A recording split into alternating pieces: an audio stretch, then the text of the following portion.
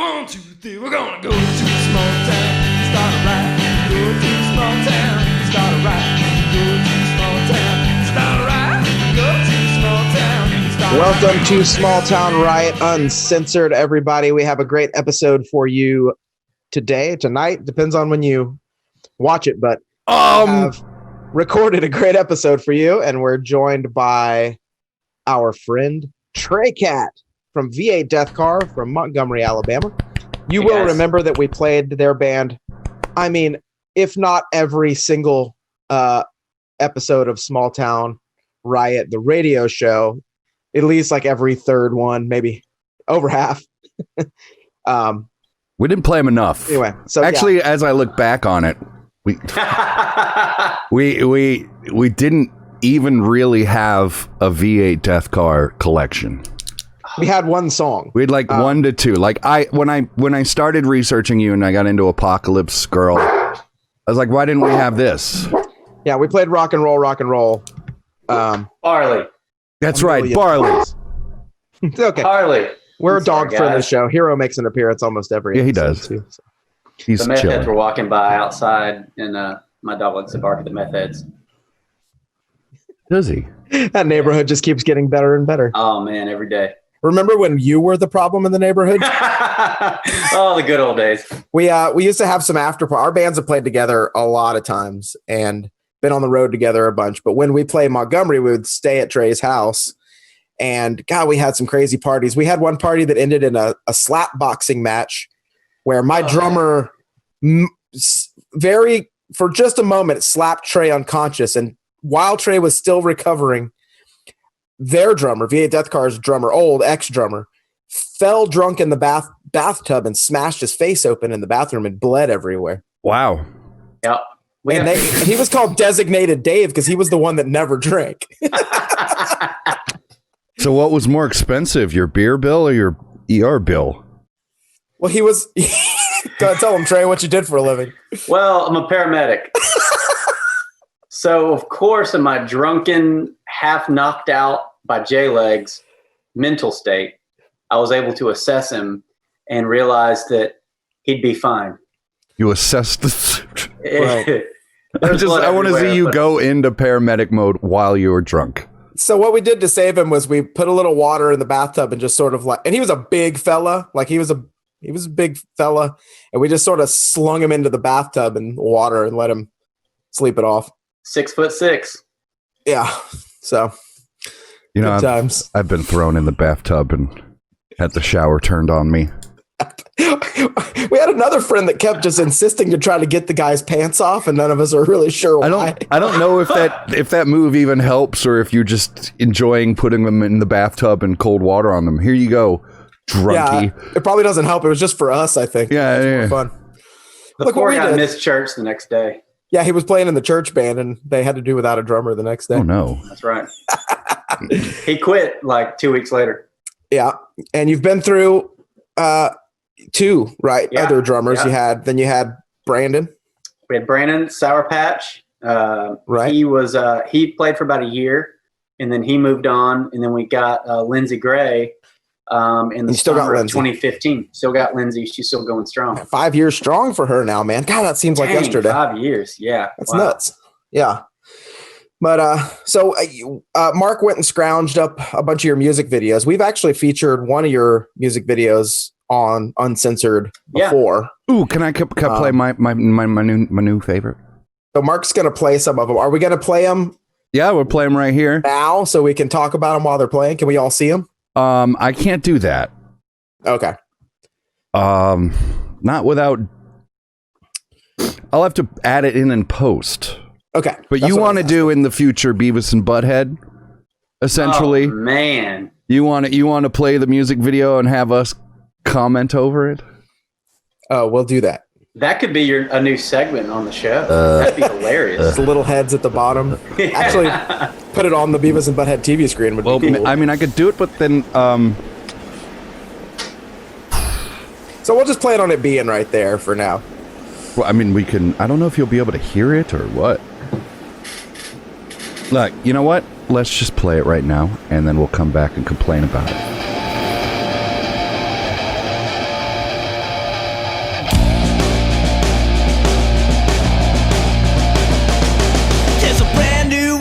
coming to my town, and she's an inch and 5 feet off the ground. We're gonna live, kill, and die her way. Fastest baby takes no prisoners today.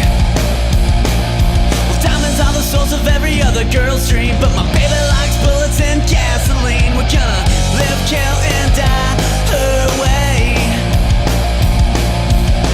Fastest baby takes no prisoners today. Pumps the gas until it quits. We run this apocalypse, and it's kill or be killed. It's how we know, and we'll do it well. We'll never get old. Get old. Get old.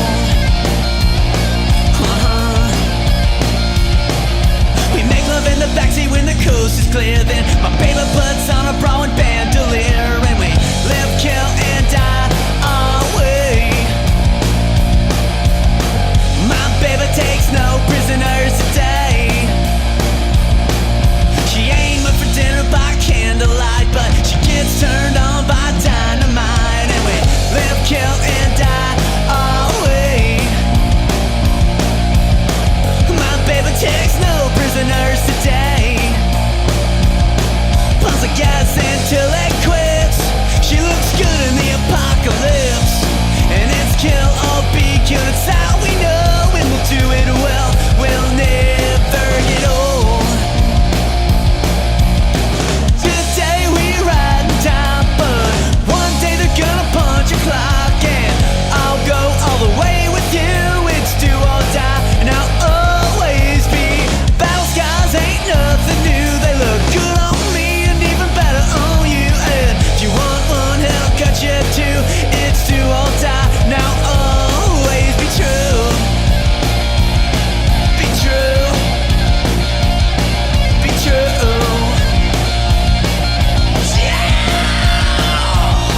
Punch the gas until it quits. She's my queen of the apocalypse, and it's kill or be killed. It's how we know, and we'll do it well. We'll never get old. Get old. Get old.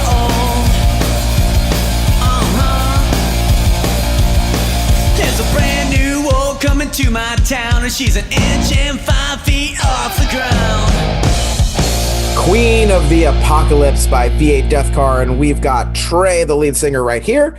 And that, tell us about that video, because that video did feature a Fort Walton Beach Yeah. member of our music That doesn't scene look here. like it was shot in Fort Walton Beach. It wasn't. Looks, there was a train yard in the background. It wasn't. It was shot in Montgomery, but the star of the video is Oh, Shelby Burns. Miss Shelby.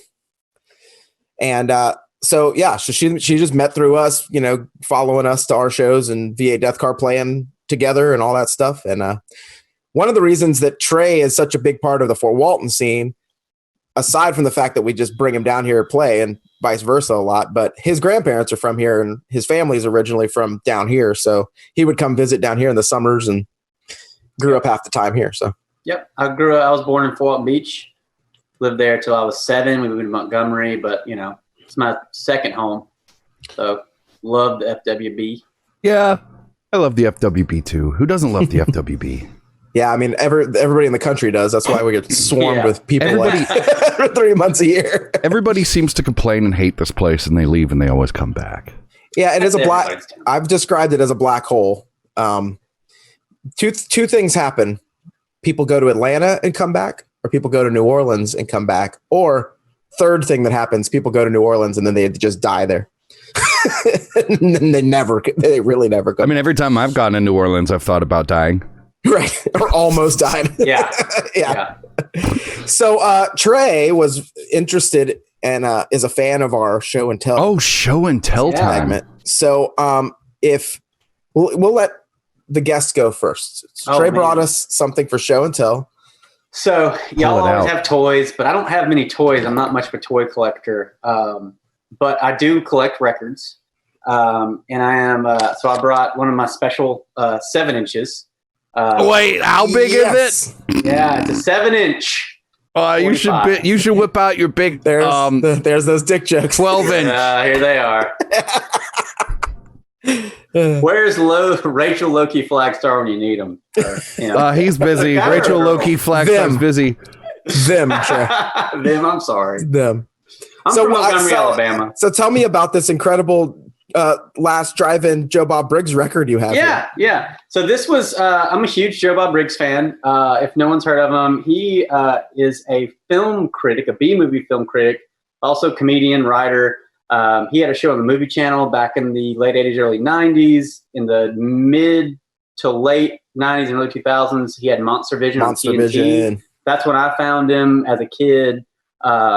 Watch horror. He would, show horror movies, and he'd talk during the commercial breaks and everything. So he came back in 2018 to Shudder, and they had a theme song by John Brennan, who is one of his producers and does all the music for the show.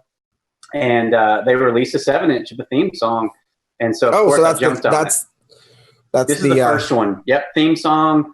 It's the current. It's the same current theme song they're using now. Yeah. It's the new theme song that they've used for the last couple of years, and it's on one side, and the other side has the slow version, the acoustic version. That's awesome. And it also has. Yeah, that's it. Okay. Yeah. And so we went and saw Joe Bob in Jacksonville do his live show, How Redneck Saved Hollywood, a few months back. And so I took this down there and had him sign it for me. That's really cool. Yeah, I'm a big trader. Can I show and tell for Nick? Fine with me. I wanna play Nick's theme that he made for the horror. For Nightmare Theater. Yes. Let's do that so right this now. is one of the interests that me and Trey have in common is these horror shows. We're like both really big into this really nerdy sort of sub-segment of horror movie fandom where you watch movies with a host on the TV that goes in the breaks and gives you fun facts about the movies. And that's what Nightmare Theater is too. It's just the one that's out of Pensacola and is now going regional. Like they're on PBS stations all over. So yeah, we wrote the theme song for this. Cool little theme Nick did right here. One day the devil came to him, for he was a minor demon, asked him to torture some humans. With his 2 friends in tow, Mittens and El Sapo, the Baron Mondo Van Duren on Nightmare Theater.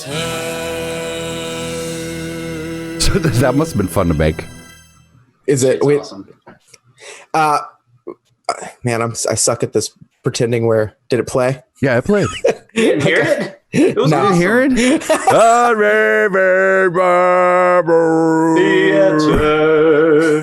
It was, and we put it on our album too. So if you want it, it's on Thrift Store Cowboys. If anybody wants it. But we're here to talk about Trey's music today. Well, we're in the middle of show and tell, so yeah. Oh yeah, I'll do mine. Okay, so these are check this guy out. Dang. Posable figures. I keep my toys in the boxes because I don't really play with them. My kid's got a million toys that are strewn about the house. So I can't wait until he just starts opening them all. Like, Daddy, look! They're all playing with each other. These are called reaction figures, and they're like reproductions of figures that came out back in the day. And these are from a company called Super 7, and they're slightly different. These particular figures have both come out in different sets, but these are from 2 different sets, but those sets both included both of these figures. Funko bought the company at some point and has a different series of them, which is why the packaging is just slightly different on it. It's fine. The dog's fine. Oh, yeah, he can bark. I'm sorry. What is his name again? Barkley? Brentley? Barley. Oh, like beer. Yeah. Nice. What kind of barley? I love the artwork on those action figures, like the paintings. Yes. Yeah. Awesome. That's definitely that's probably not the original artwork that went on those. It's not. This one is. The Wolfman is just a movie still. Because I would imagine, the older. But awesome. But Bela Lugosi looks. The Bella is a painting, that someone else did, and it's really, really great. That's right. I'm good friends with a visual artist named Mark Maddox who does the art for all the DVD re-releases from like Hammer Horror, which that's like Taste the Blood of Dracula and all those. So anytime those new DVDs come out, he does the cover art for all those, and it's really incredible. Can you make a song called The Blood or The Taste the Blood of Dracula? Yeah. I have considered that one. I have never got around. I'm writing one right now for Exorcist 3. Did you see Trey's face? He was like, whoa. That's a great idea. I'm writing an Exorcist 3 song at the moment. What would it Another taste shout like? out to Joe Bob, because it was a couple weeks ago. Episode was Exorcist 3, and it got me thinking I got a song going for that one. You need to do a whole album of Hammer film songs. It would be cool, man. Yeah. Concept record. Yeah. Actually, we should probably leave that to Dead Dick Hammer. That'd make more sense. Whoa! This I can't get on my head.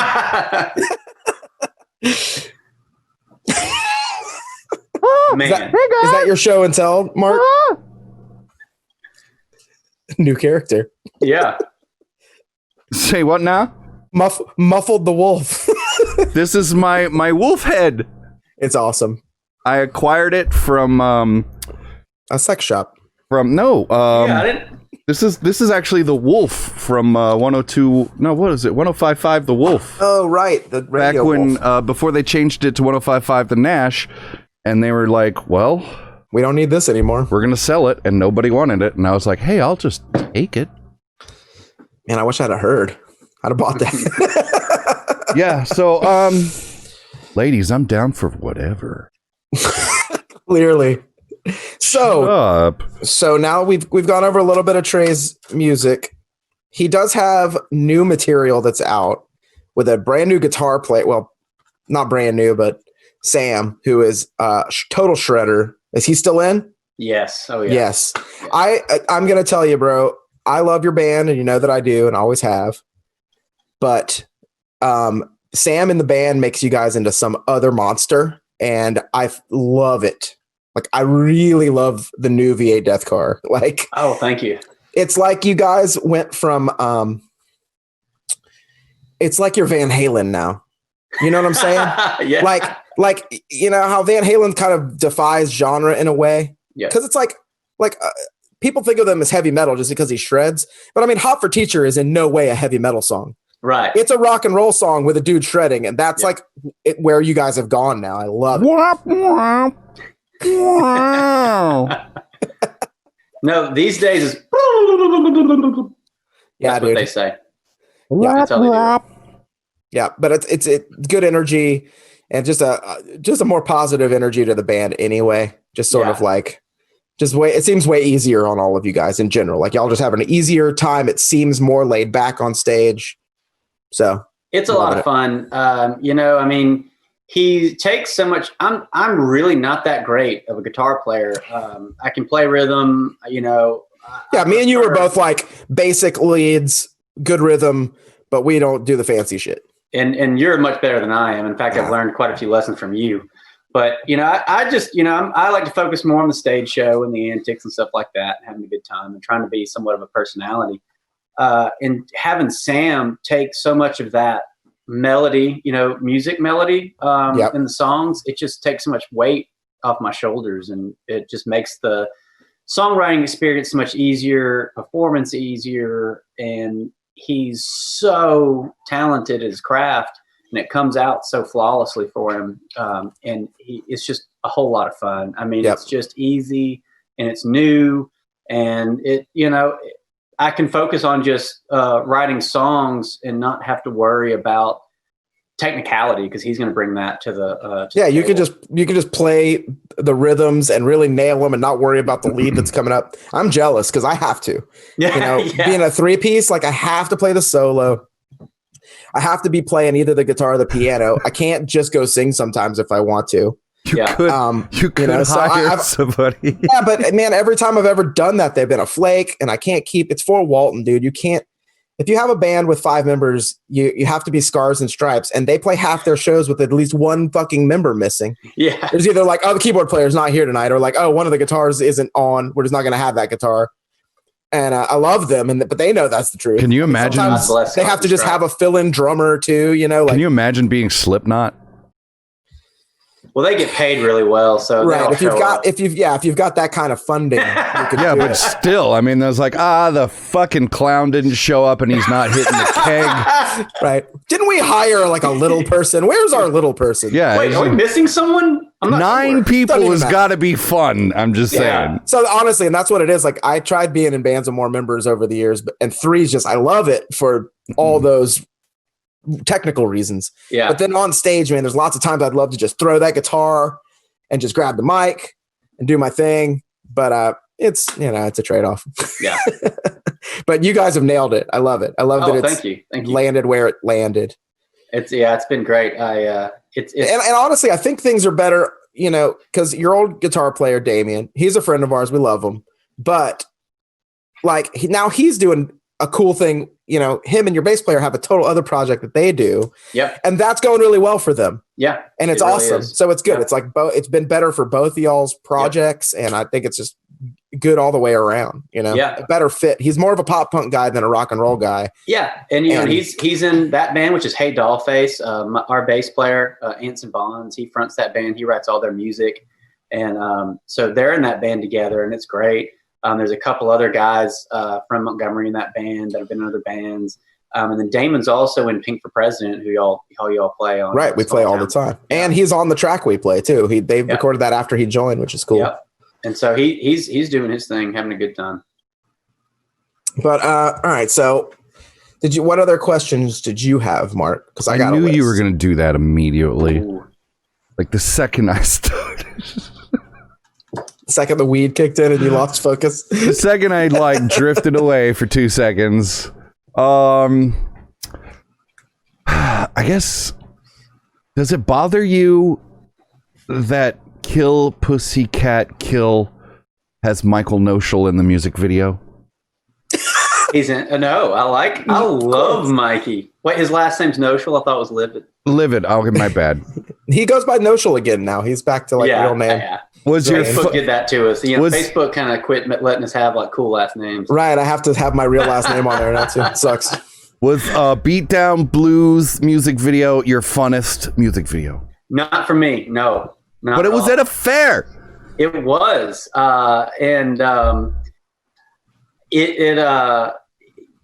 yes, that's a funny story. So Tell it. yeah, We want to know. Would you throw up on the Gravitron or something? Well, no, not even Almost. anything like that. Oh. So one of my best friends, Stephen Hines, who works in the film industry, he used to work for Warner Brothers Records back in the day. He's done all of our videos except for Queen of the Apocalypse. He's done them all, filmed, edited, directed. Me and him are just real good friends. He's a huge movie nerd. I mean, that guy can rattle off any year. He knows dates like the day movies were released. He's a real historian. Yeah. He's just one of those people. Excuse me, Batman came out in 1984 and it came out 89. at 392. Yeah. That's Yes. 89. Shut up. we even know that one. Yeah. He knows all of it, but he is so tuned. He'll have an idea and he'll be, hey, what do you think about this for this video? I'm like, dude, let's do it. So what did he do to you on Beatdown? So he's like, I want to do a video at the fair. So I was like, okay, that's cool. What I didn't realize was, we went on a normal night. We started off in the afternoon. When you are in a group of semi-cool looking people and you're walking around Being with filmed. cameras, people think you're famous. Right. And Especially that's- now, what town were you in? This is Montgomery, Alabama. It was in Montgomery. Yeah. This is our hometown. They never see anything like that there. Oh man. And so you think that, you would think that'd be cool. And I think the rest of the band did think it was cool. It gave me an anxiety attack. I mean, I kind of felt like people kept coming up to us in between filming and talking to us and trying to get autographs and stuff. You don't They like didn't even talking know to who they were, strangers. who we were. Yeah. I No, don't did like he- talking to strangers anyway. I know that you don't. But see, I can see why it would bother him from my point of view. It would be, wow, who are you guys? What are you doing? And then you explain yourself, and no matter what happens, they always just go, oh. Well, what they would do is they would act like they'd kind of heard of you. You know, But they haven't. Like, what band are y'all in? Are y'all playing here to the fair tonight? We're like, no, we're just filming a video. We're called V8 Death Car. And they're like, oh yeah, I think I've heard it. Yeah. Yeah, but I bet that some of them had heard of your name around Montgomery because Yeah. I mean, you guys, there's not We play a lot. you play a lot, and it's a small, even though it's the capital. Wait, V8 Death Car, didn't you guys work with Kurt Russell on that movie? Yes, Death Proof. We did, yeah. We actually did. Yeah. But in Montgomery, you are a kind of big deal as far as the music scene goes. And, I don't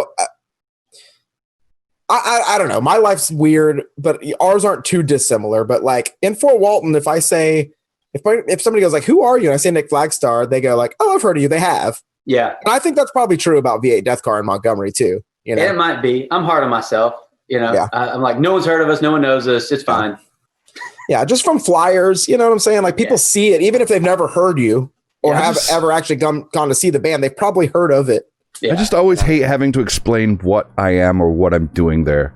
Totally. Whenever I did a radio station thing, it was always kind of like that, who are you? And you're like, oh, I'm this and this and I'm this. Stalker and this. Mark from the radio. And they're like, oh yeah, I listen all the time. Yeah, then they don't know what to do. Yeah, and you're like, okay, I don't know what to do either now, so just go. Yeah. Yeah, dude, the strange living space of being a local celebrity is really weird. Like, it's not like because you're not famous enough. If you're all the way famous, it's this other thing. And if you're just not an entertainer at all, then it's not even a thing you worry about. But if you're in that weird space of like you're an entertainer in your town and you're well known, but you're not really famous, it's a weird conversation because nobody knows where to go right after. I got a question. Cool. Yeah, I got a question. And then they're like, I don't want your autograph though. And you're like, I don't. Who's got the worst mom to go to lunch with? My mom's great to go to lunch with. No, my mom is the worst because the second we get there, she's great to hang out with. She's just, she tells this is Stalker Mark from the radio station. Does yours do that too? This is Trey from V8 Death Car. My pop is the one for me. My pop is like when he comes to Fort Walton, because he used to, ours is weird too, because he used to come and he would work the door for our shows sometimes. Because my pop's that's awesome. Like he's 5'5", but he's 5'5" both ways. He's a real scary looking biker dude. He's a big guy. He's short, but he's a big guy. And so he would bounce at our shows sometimes. So he got to know a lot of the scene kids and stuff. And then he would come to parties with us when we were doing our motorcycle crew and stuff. He was in our motorcycle crew, so he would party with us. So when he comes to Fort Walton, even if I'm not with him, he introduces himself as my dad, just random.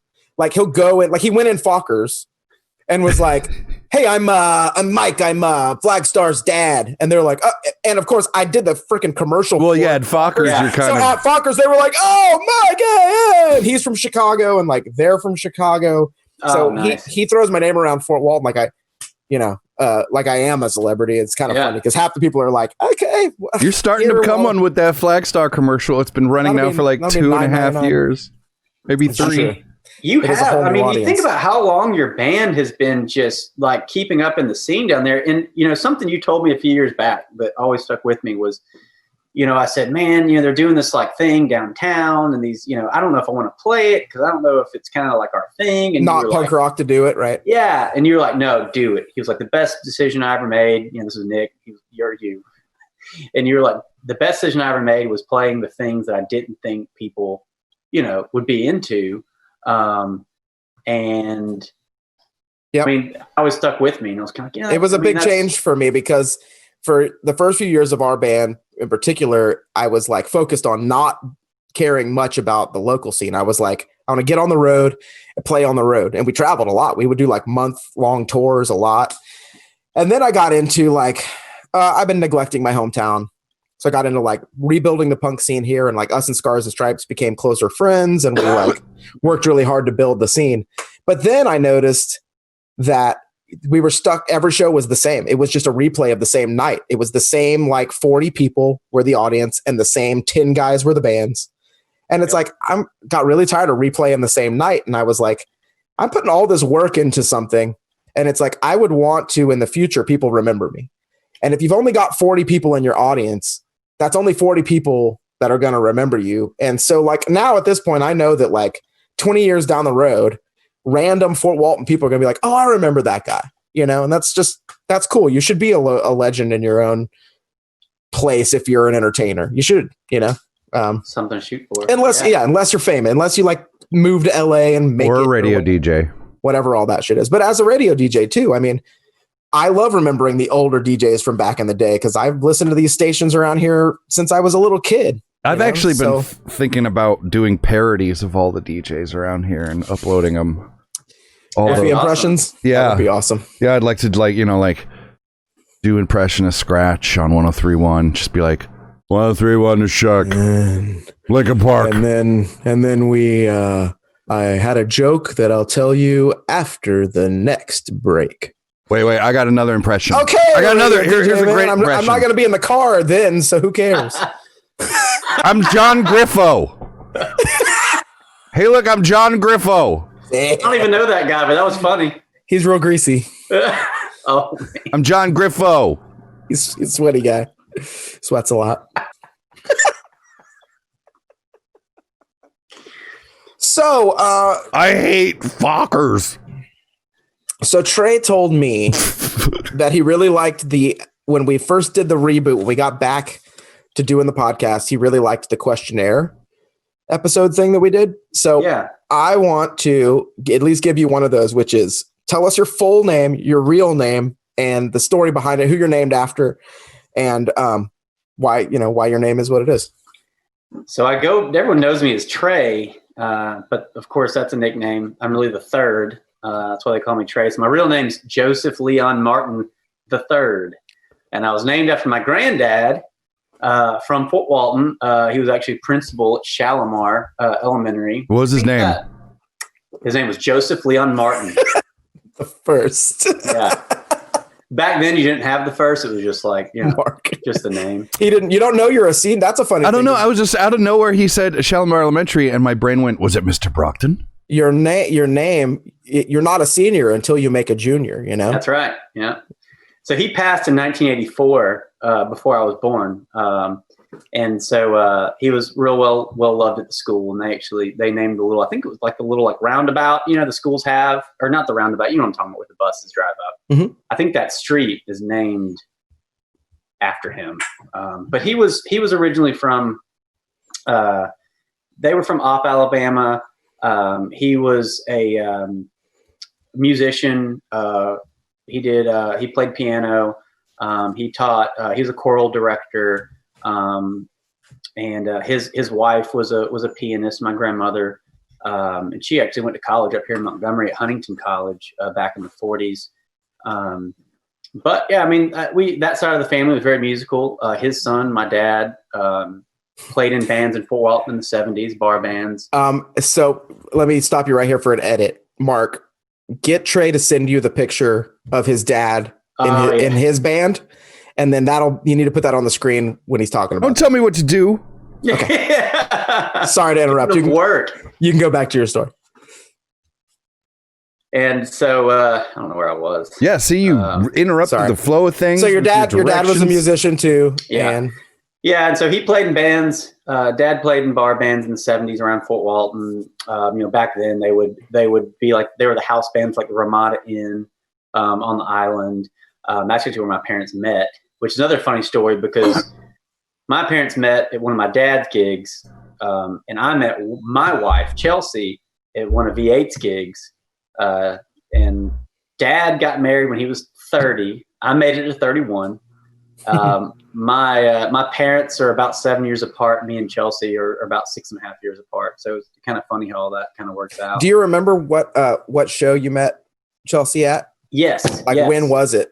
It was it was really quick after Lindsay joined the band.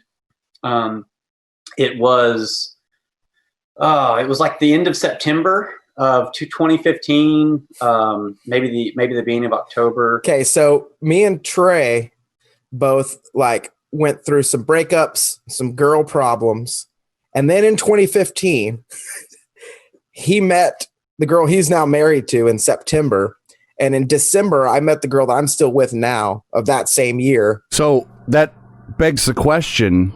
At my show, at one of my shows, too. Why are you so slow? Well, because I was still legally What's taking married. you so long there, Flagstar? I was still legally married to my ex-wife until like Do I need to go out and get you some of what are those ring pops?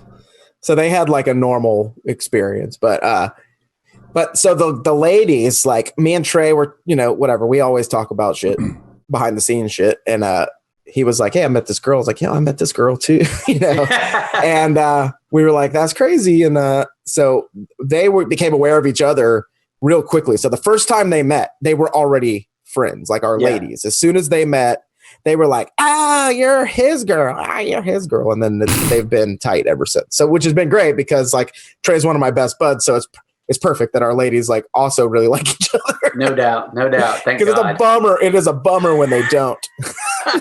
Well, you don't have the right person when she can't get along with any of your close friends. Especially your friends' girlfriends. Like if your friends' ladies don't like your lady, you should think about that real hard and be like, Yeah, there's a reason usually. Right. But so Trey means the third. You're the Trace Martin. That's right. Third one. So it was very confusing growing up, because I've never been called Joseph or Joe. So when you're, a little guy and they say, well, your real name's Joseph, Trey's your nickname, you're kind of like, what the hell's a nickname? Right. What does that mean? I think they need to do a study about kids that are just called a different name than their real name from birth and see like what kind of psychological factors that they could do that study on my kid. I mean, my kid didn't really, I don't think realize his name wasn't Ace until, school really started. And they were like, do you want to be called Wallace or Ace? And he was like, that happened to me too. I went by Nick's my middle name. Yeah. When I got to school, my teachers were just like, Eric. And I didn't even know that they were calling on me. Eric, at first. So it is an interesting thing. Mark didn't have to deal with that. Have Mark's just Mark. I've always just been Mark. Yep. Everyone and it's not short for anything. Yeah, everyone else I was like, what's that short for? Marcus? Right. Nope, stupid. It's just Mark. Mark. It's real fun to yell out an orgasm. Mark. So a lot like me, Trey isn't just interesting. Are you still a paramedic now, or are you? Yeah. Yep. So not only has he got an interesting day job, he's like got an action hero movie day job. He's also got COVID-19. He's also a local, not confirmed, local rock and roll star in his town. But he also has a bunch of other hobbies too, which include, and this is maybe my favorite. I might like this more than the band. Is the beer. Yes. So Trey is brewing his own beer, and he's taken it beyond the point of just a regular home brew to where you have how many now? I brew beer all the time. Usually on average, probably I brew a batch once every week and a half, 2 weeks. But I've been sending them off to competitions, and I've got a few first place medals. We need to drink this on the podcast. Yes. So originally, when y'all were back doing it on, together, and like Jason J was having to sit on the stool behind you, I was hoping maybe one day I can be on that stool. And I'll bring my beer here. We can drink my beer on the show. We can do a taste test. Yeah, no, it's actually once we're done quarantining, it'll actually be a lot easier in here. Now I've set it up. Nice. He rearranged. Yeah, I arranged. So yeah, I mean, it's just it's something you can do alone, and it's super nerdy. There's a lot of math involved, and there's a lot of math. Yeah, but it's totally different than what writing music, and performing music is like. It's a craft, handcraft. It's not. Yeah, it's more like art, hand art or arts and crafts in a way. Yeah, exactly. And then also you're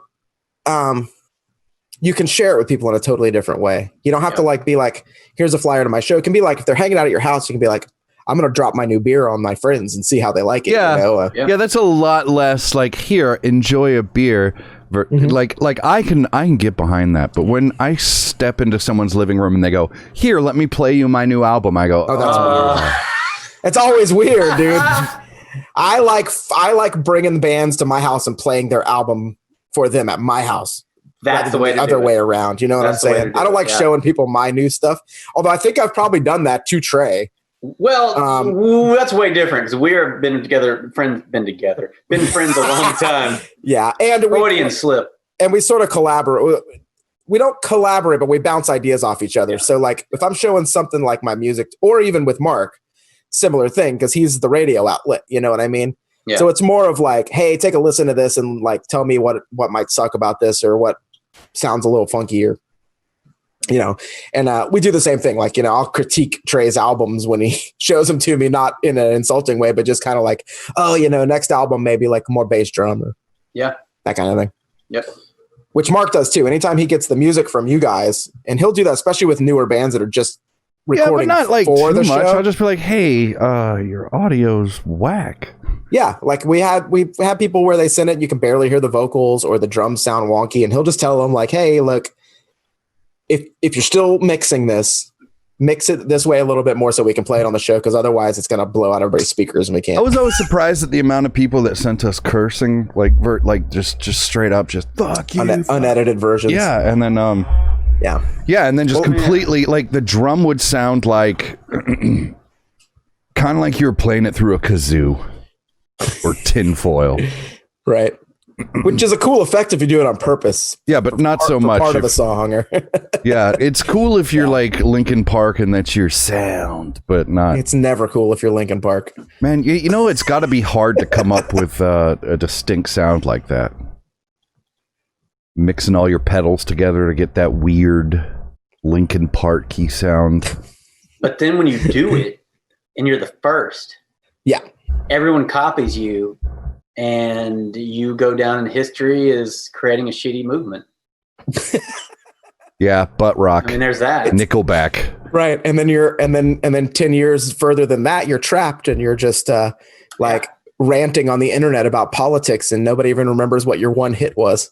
I don't know what they got. It's a stupid band name. I'm not even going to listen to them. Dude, I mean, I will say those bands in like the late 90s, early 2000s that all ripped off Korn and did like the let's misspell it by one letter thing. Like they trapped. If you start shitting on Limp Bizkit right now, I will drive to your house and take away that. I will literally shit on Limp Bizkit. Don't you dare. Fred Durst came and he brought it with the Rollin'. I would shit on that dude if I had to. rolling. But you know what I'm saying? They locked themselves into dating themselves so badly, like Puddle of Madudud, and like that worked if you're Korn and you were the first one to do it, right? It's like, okay, cool. And they misspelled their name and they spelled with a K. Korn with a K. Cool. But then after that, every band did it. And it was like, oh, that band is specifically from between 1998 and 2002. So what would be on your butt rock station? Mine? Yeah, my Nickelback is immediately going on it for me. What would Trey's butt rock station be? I don't even know if I understand exactly what falls into the butt rock. Puddle of Mud would be butt rock. Okay. I think Maroon 5, early 2000s butt rock. Really? Three Doors Down is definitely Three Doors Down, butt rock. There's been a couple Three Doors Down songs that I thought were good songs. You're wrong. If you go crazy. I'm wrong about a lot of things. I'm grasping straws. They're all bad. They're all bad. I don't know. Creed is probably the king. Yes, Creed. Alter Bridge. I had a really hard time. You see, when all that was coming out, that first like 99, 2000, 2001, I think were the big years for a lot of that stuff. It was after post grunge, you know? Yeah. That was that period of my life where I had tuned completely out of mainstream music and I was totally engrossed in like trying to figure, punk rock out. Yeah. So that stuff just, I don't know. Like I never really listened to much of it. I didn't like it. I was too busy listening to the Ramones, Pistols, Black Flag, and Dead Kennedys, and Yep. I hit that particular part of punk. I hit in the early 90s. Yeah. And like going into high school, mid 90s is when I went through the old school punk stuff. But by the 2000s, I was like you. I was so immersed in the underground that I didn't even know what was really going on in the mainstream for a while there, and it all sounded the same. It was like all those bands sound exactly the same to me, like one wall of try to sing like Eddie Vedder. Like it's just the same band. You know, and it started with that like conversation. Once that conversation happened, everything else was like, why do they all like all these bands sound like one band? Like it's so bizarre. And then it ended at Nickelback, kind of like it still hasn't ended. Butt Wreck has not gone away. It hasn't gone away, but I think it's actually in its second generation. It's Lumineers. Not Lumineers. But it's dad rock. Imagine Dragons. It's Imagine Dragons they don't sound anything like that, but they are definitely the new they're butt rock. They're butt rock. Yes, yeah, they're butt rock in a way. If we lived in Beavis and Butthead now, Stewart would be wearing an Imagine Dragons t-shirt. Absolutely. Yeah. Oh, he wore a winger, didn't he? No. Yeah. Yeah, he wore a winger. Yeah. You know what? Which is a great conversation. Someone posted that like a few months back on Facebook. Like, if Beavis and Butthead existed today, what shirts would they all be wearing? I mean, that's a really great that's such a great, and I can't even remember what I answered. Now I really wish I'd have themed this episode behind Beavis and Butthead. But you got to think of it like how old were the bands on their shirts compared to them? Like, so they had what, Metallica and AC/DC on their shirts? Yeah. Right? Yeah. So they had this was in like the mid 90s. So they had one band that peaked in the early 80s and one band that peaked in the late 80s on their shirts. So now in the 2000s, one was significantly heavier than the other. That would be like it would have to be a band that peaked in like the early 2000s and the late 2000s. But you could also say that you could also go a step further and say because music has gone on longer that it's not right, just the cycles aren't as quick. Yeah, so you could almost say like in ratio to time. So I feel like it'd be like maybe like mid 90s to like early 2000s. I feel like if it was going on today, Butthead would wear Tekashi 6ix9ine on his shirt. Oh no. But not Butthead. No. Yeah. I think more of a Stewart. That's more of a Stewart. No, because that's this generation's thing. Tattletaling is cool this time around. But Metallica wasn't Butthead's generation's thing. Yeah. Yeah, but this generation older music than like their friends. You know, their friends were listening to I could Pearl Jam. I could see Butthead like, into Pearl Jam. Tekashi. I like AC/DC, you know. Mark does bring up a good point though, because you could say that like in that time period, a rap artist might make more sense if you really think about what was happening in the time. That's not a bad point though, too. I don't know. They'd actually be rocking like there's just our version of rebellion is not what this generation's version of rebellion is. That is absolutely true. That is definitely true. Yeah. Yeah. That's a good conversation, man. I could talk about that all night. But yeah. We only have about how kids rebel differently now than I mean it's more about like pointing fingers and tattling on each other these days, I feel. Oh yeah. Maybe. I mean and for our generation it was more like code of silence. And breaking things. Breaking bottles. Yeah. I don't know what the kid version of the new generation version of breaking bottles is. It's posting nasty things. Like what are the punk rock kids? Yeah, like what are it's getting on Facebook and saying something just cyberbullying, really troll. Yeah, it's like, what I found out about Nick Flagstar? He's actually secretly Elton John. No one would be that surprised. By the way, that Elton John movie, Rocket Man, amazing. It's very good. I haven't seen it. It's very good. Compared to the other movie that came out. Yeah, look, okay, first off, any movie made by Marv, watch. He did Kick-Ass, both of the Kingsmans. Well, my only real critique about the Elton John movie is that it's a musical. On the stage, they did a lot of like supernatural stuff to represent his stage show. Like, but I feel that's like in his mind, like blasting off into space. Yeah, I feel that was it. Which is awesome. But the only thing that it left out is that Elton John wasn't just like a great player on stage. He was a madman on stage. And that movie didn't capture any of Elton would run for 45 minutes without stopping. He would just run back and forth across the stage like a crazy person, like Bruce Springsteen times 1,000. Like Elton was a total madman on stage. So you didn't kind of get that. That's why Bohemian Rhapsody sucked, is because it just focused on the performances. And it was just Well, I liked like Bohemian Rhapsody too. Yeah, but but you're dumb, so you would. It would just remember the music. Remember the music. Don't you? I mean, you like this movie because this song. No, I wish there was more of the personal story in that one as well. But I will just say my only critique of the Alton is that it didn't show him freaking out. Like I have a VHS tape upstairs. He freaked out a bunch. He was all crying at the beginning about his daddy, and I'm talking about freaking out as a front man. Like I have a VHS upstairs of his live show from Barcelona, Spain, in like 90. But see, that's what I want from a movie. And he did this crazy move where he ran all the way across the stage, slid like a baseball player on his side under the grand piano, and then played it upside down from the floor behind his back. Yeah, but that's sliding. I was like, that's super cool. That's but legendary. If I want to see that, there are literally hundreds of thousands of hours I could probably go watch on YouTube of Elton John performing on stage. I enjoy the background and the biopic part. Yeah, and the fantastical part about it, because Marv's really good at putting movies together where it's the real world, but there's something fantastical about it where it's not quite right, like where they break into song or, they have an unrealistic fight. In Kick-Ass, when they show up and they start playing an American trilogy by Elvis, that shit's awesome. Marv is so good at it. Showing in a movie, but if you start playing an American trilogy, it's going to be awesome. You can't trace with it. Yeah, I don't care if they're showing someone eating a piece of pie. I'm going to be like, yeah. The Bananarama while Hit Girl was killing everyone. That was my favorite bit.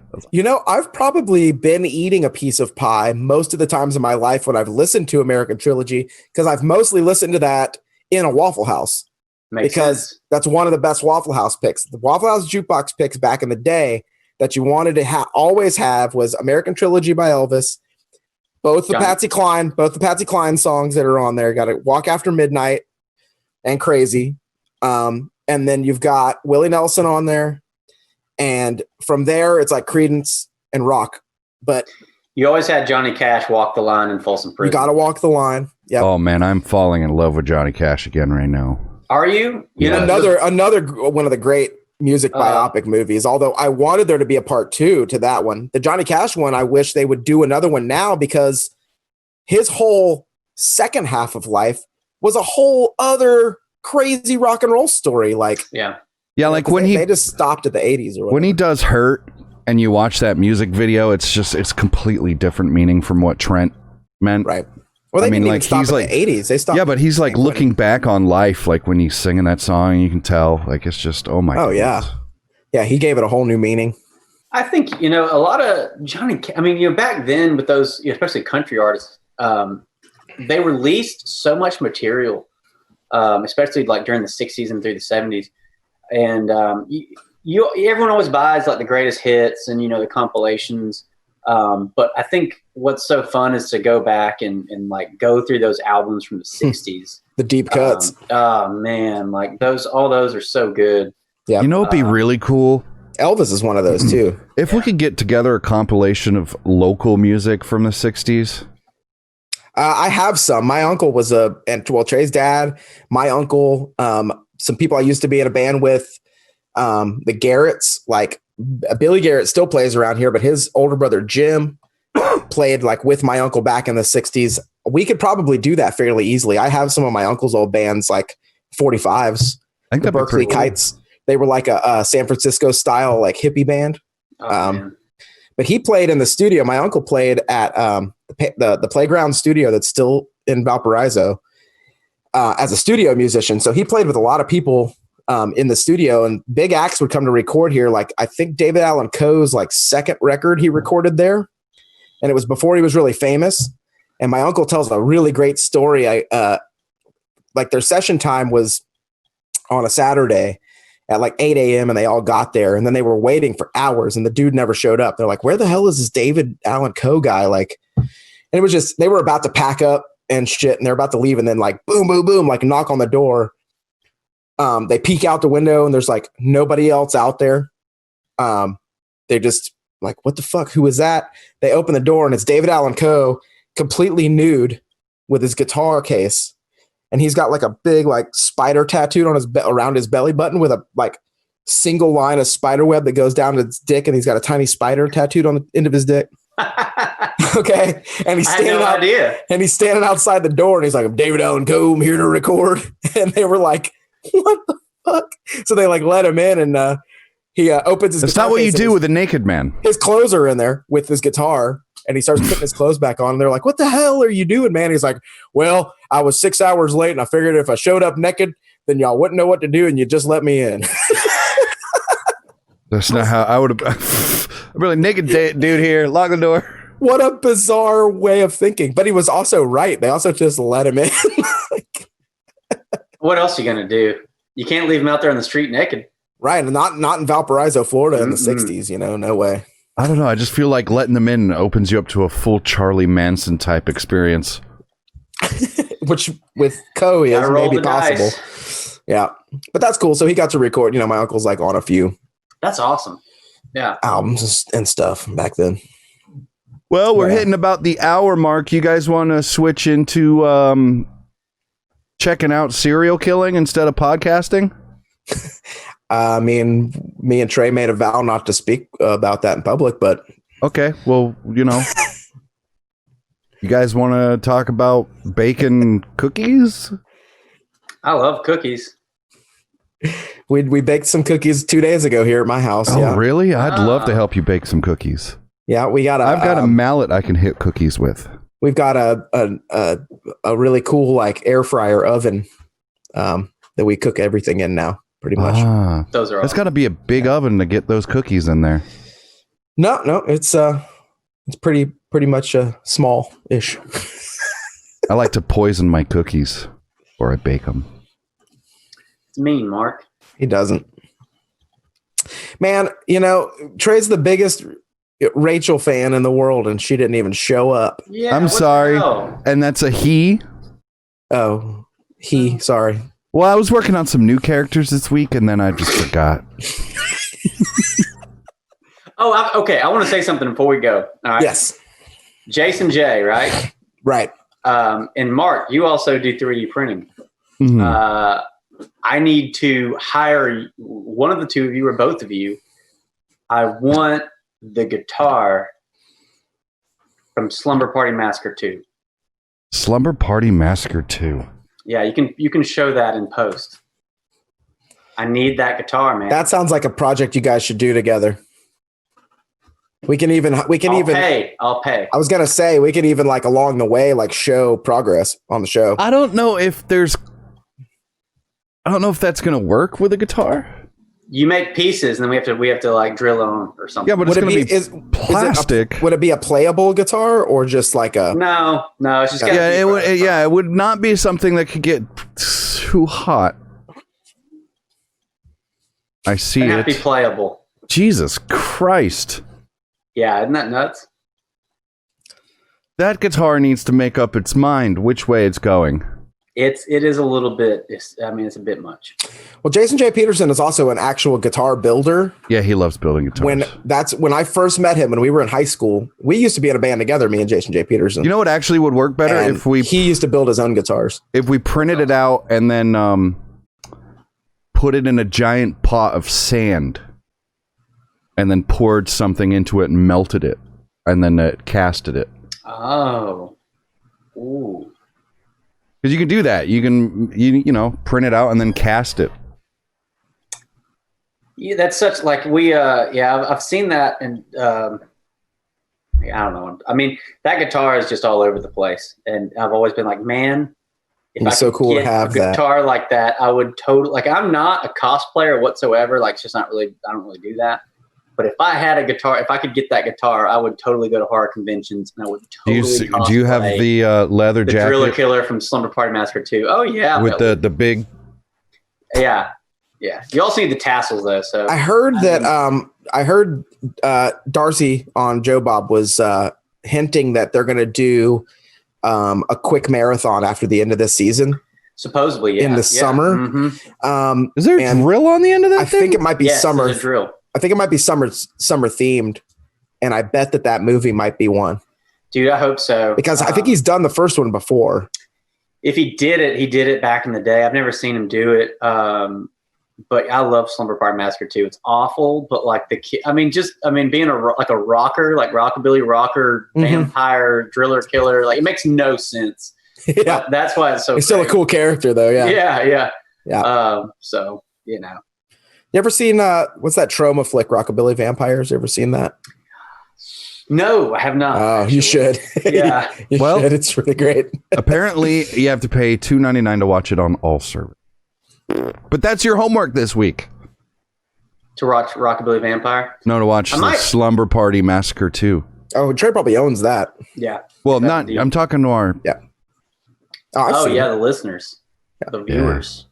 Yeah. Oh, to the viewers. Yeah. I always forget they're fucking there. People watch this show. Yeah. Well, the only person that does is here.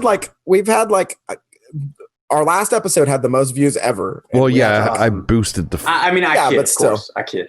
But still, we had like a few thousand. The most depressing thing is going to be when I see a new episode pop up and I turn it on when I'm going to work and I realize it's the one I was on. It's you. You're going to be like, ugh, I know exactly what these jerks are talking about. Episode. You'll probably want to watch your episode, though, and not just listen because it's going to have, the pictures and the videos and stuff. Yeah. Yeah, cool stuff. Yeah. All right, well, bye. Well, it was great chatting with you, dude. And hopefully one day when we're back on the radio, we'll have you in the studio, whichever studio maybe we end up in. We don't know. It's also up in the air. But yes, please. I'll bring some beer. You can bring the rest of the band too. Yeah. Yeah.